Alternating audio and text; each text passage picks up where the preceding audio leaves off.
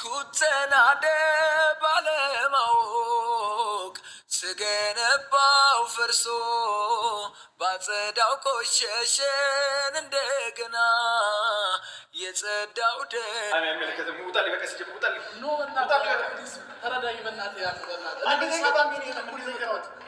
አንተም ብዬ እኮ ነው የመጣሁት። በዚህ ሰዓት ለምን እንደዚህ ትሆናለህ? ቆይ ላስገባህ ወይ አንዴ ድረስ መጣናላ አሜን ሳላገኘት አልመለስም። ገስባኝ ቆረዳ ተስፋዬ ነው ያጨለመችው። ተስፋዬ ነው ያጨለመችው። ያ እንደዚህ ነገር እኮ በዚህ ሰዓት አይደለም ማውራት። ክፈጂ ምን ክፈጂ ሄሎ ክፈጂ ፕሊስ አንዴ ሄሎ ክፈጂ ሰብረ ነው ገባ ይለ ክፈጂ ሄሎ ክፈጂ አለ አንተ የምትፈልገውን ብቻ ንገረኝ አንተ የምትፈልገውን ብቻ ንገረኝ። አንቺን ብቻ ነው የምፈልገው ይለ አንቺን ብቻ ነው የምፈልገው ሌላ ምን እፈልጋለሁ ይለ አንድ ድል ሰተሽኝ ልካሰሽ ታምኜ አንድ ተስፋ ነበር የተሰማኝ ለባንቻልሽ ካንቺ ጋር ይሁን ጀምራለሁ እያስቤ ነው እሱን ማሳጣሽ ያው አዋራሽ የኔ ብቻ አይደለም ሙሉ ቤተሰብ ያዋራሽ ከሬ ትወደኛለህ ንገረኝ እስኪ አንተ ካሰብሽ እንደምወድሽ ባሳየውሽ እኔማ ምን ያክል እንደምወድሽ እኮ ታውቂያለሽ። አንተ እኮ ሰው ነው ያመጣሃት ንገረኝ። እንደዚህ ስትሆን ማየት አልፈልግም።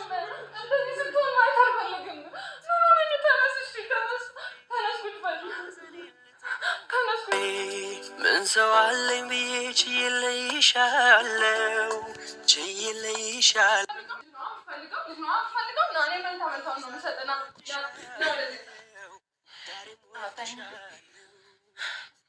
ላይ መኝታው ላይ መቻላንቺ ሲመሽ የምተኛው ለደንቡ ነው እንጂ ሳላስቀ የካብኩት ተናደ ባለማወቅ ስገነባው ፈርሶ ወርቅ አይደለ ነገር አይጠራ በሳት አልፈትሸው የቸገረ ነገር ግራ ገባኝ።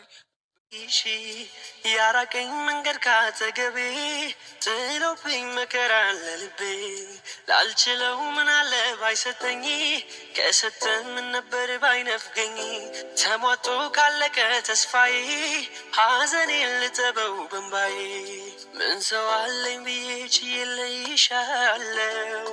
ችዬልሻለው ቢገባሽ ከልቤ ዛሬም ወድሻለው ላይደላኝ መኝታው ላይ መቻላንቺ ሲመሽ የምተኛው ለደንቡ ነው እንጂ ያብ ደግሞ አልኩ ፕሊስ በእናትህ ተረጋጋ። ያብ ምን እንደሰራችን ታውቃለህ? ምን እንዳደረገችን ታውቃለህ? በእናትህ ደግሞ አልኩ አግቻ ሳላገኛት አልመለስም። እባክህ ስማኝ ያብ በእናትህ ተረጋጋ። አታስፈልጋት እሷን በማታውን ተኝታለች ማለት ነው። አታስፈልጋት ምን ማለት ነው? እኔ ምን እየሆንኩ እንደሆነ ታውቃለህ አይደል? ይገባኛል እኮ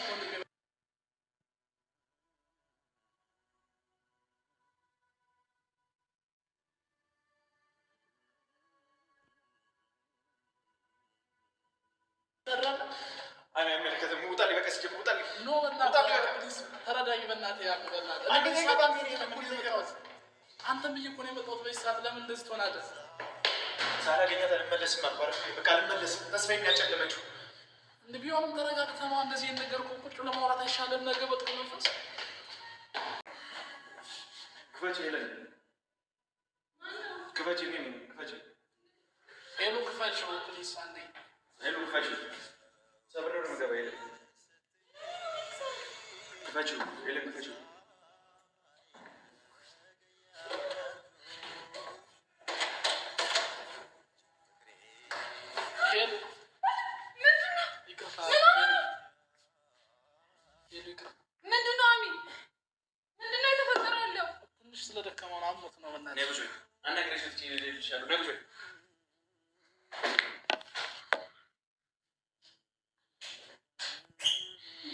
አታብሪብ መብራት ነው አናግሬሽ ነው ወጥቼ የሚሄድልሽ። ምንድነው በዚህ ሰዓት?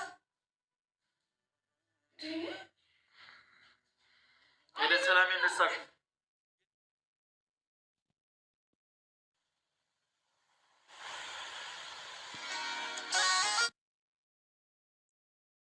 የትኛውም ሰዓት ለእኔ ልዩነት የለውም።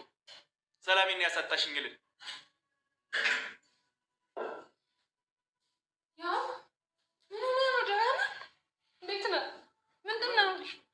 እንደምወድሽ ያውቀሽ ነው። እንደምወድሽ ስለምታውቂ ማለት ነው።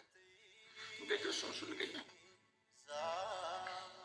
እንደምወድሽ ስለምታውቂ ልጅ እንደምወድ ስለምታውቂ ነው እንደዚህ ያደረግሽ። ይህን ልንዴት ታደርጊያለሽ?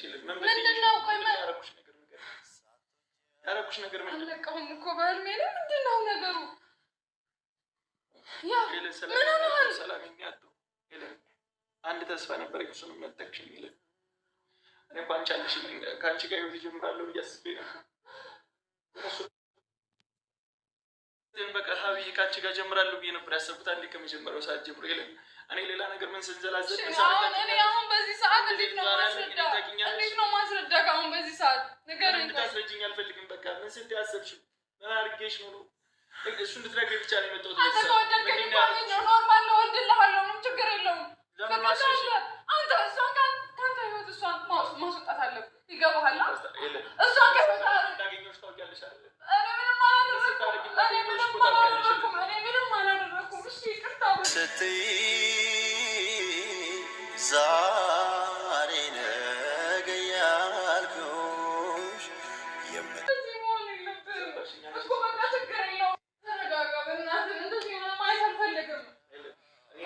እንደምወድሽ ታውቂያለሽ። አንቺ ደስ እንዲልሽ እኮ ለአንቺ ደስተኛ ለማድረግ ስንት እቅድ እንዳለኝ ታውቂያለሽ። መልሽ ሊዝባሽ ወይ መልሽ። አንቺ ግን ምን አደረግሽ?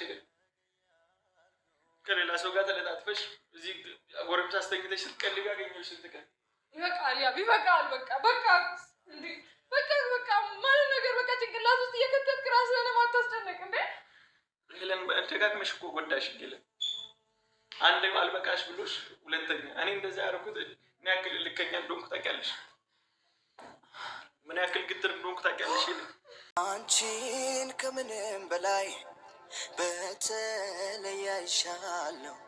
ለዘላለም በውስጤ ቦታ ሰጥቼሻለሁ። ከመገረም ደስታዬ ግን በአንድ ቀን ማስተናሷን የጠራሃት እናንተ እኮ 40 ምንጭ ጊዜ ልናሳልፍ ነበር። አንተ ግን እሷን ጠራሃት። እሱን ጊዜ አታስታውሽም? ሄለን መርሳት ትፈልጋለህ? ስማኝ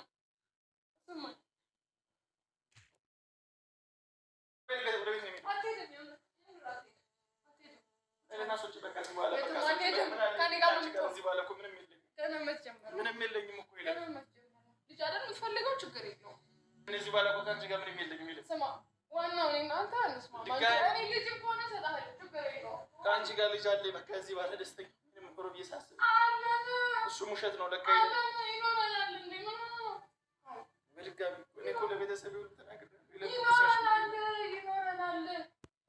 እናንተ ምን ያክል ደስተኛ እንደነበረች ታውቂያለሽ? እሺ በቃ ይቅር በለኝ። እንደ አዋረድሽ የኔ ብቻ አይደለም ሙሉ ቤተሰብ የሚያዋረድሽ ልጅ ነው የምትፈልገው ነው። እኔ መንታውን ነው የሚሰጠና ከመገረም ከቃልም በላይ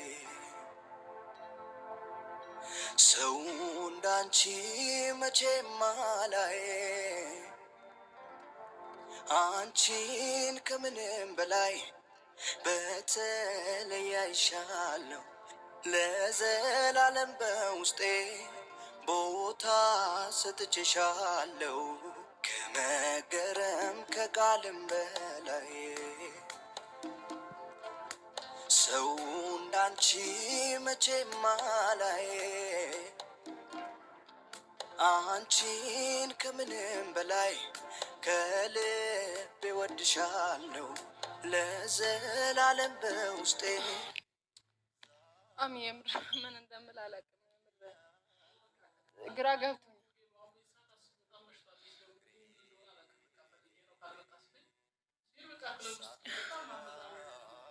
እሱ ከቤት አልወጣሁም። በጣም ደብሮኝ ነው ያልኩት። ያለው ነገር ታውቃለህ። ጭራሽ ደግሞ በዚህ ሁኔታ አገኘዋለሁ ብዬ አላሰብኩም። እንዴት አድርጌ ላስረዳው? ኧረ ልክ አይደለም፣ የምር ልክ አይደለም እያደረገ ያለው። ኧረ እና በቃ ወይ አንተም እስኪ እዚህ ጋር ተኛለህ። አሁን እሱ ትንሽ እኔ ደንግጫለሁ። እንደዚህ አልጠበቅኩትም ሲጀመር። እንዴት ኧረ በስመ አብ እንዲሆኑ ደግሞ አያውቅም። ይሄ የእሱ ማንነትም አይደለም ሲጀመር። ልክ ጥፋት ነው አውቃለሁ እኮ አሚ፣ ግን በቃ ሊረዳኝ አልቻለም። እሱ እንዲረዳኝ በቃ እሱ ማጣት ለእኔ በጣም ከባድ ነው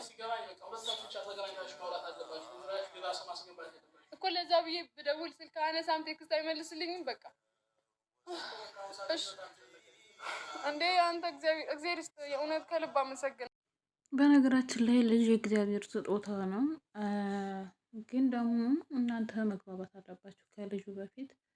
ነገሮች እንደዚህ ፍቅር ካለው ነገሮችን ለማዳመጥ መሞከር ነው ያለብህ።